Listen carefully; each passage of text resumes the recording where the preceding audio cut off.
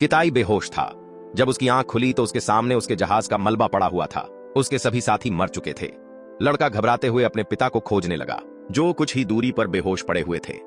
उसके पिता इस जहाज के कप्तान थे, जो बुरी तरह घायल थे और ठीक से उठ भी नहीं पा रहे थे। कप्तान ने तुरंत लड़के को ऊपर कॉकपिट से इमरजेंसी बीकन लाने को कहा, जिसकी मदद से अपने साथियों को सिग्नल भेज सकते थे ताकि उनकी जान बचाई जा सके।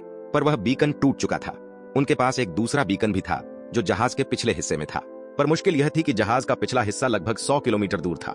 लड़का उसे लाने के लिए तुरंत निकल गया।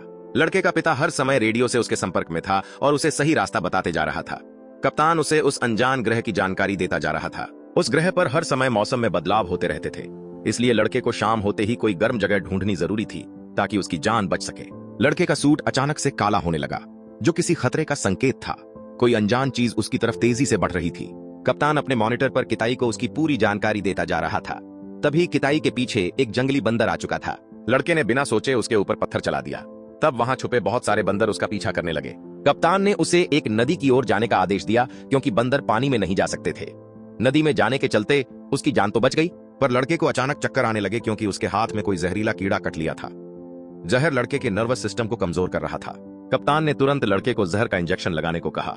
लड़के ने जैसे तैसे पहला डोज ले लिया, पर उसके हाथ पैर सुन्न पड़ रहे थे।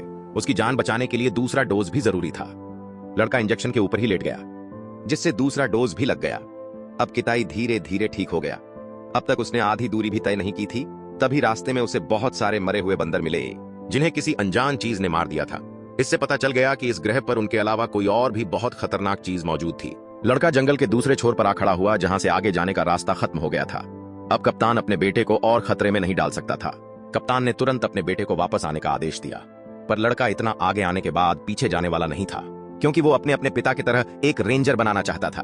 पता न अब किताई के दिमाग में क्या भी चल रहा था। आगे की कहानी देखने के लिए चैनल से जुड़े थे और वीडियो को लाइक करना न भूले। धन्यवाद।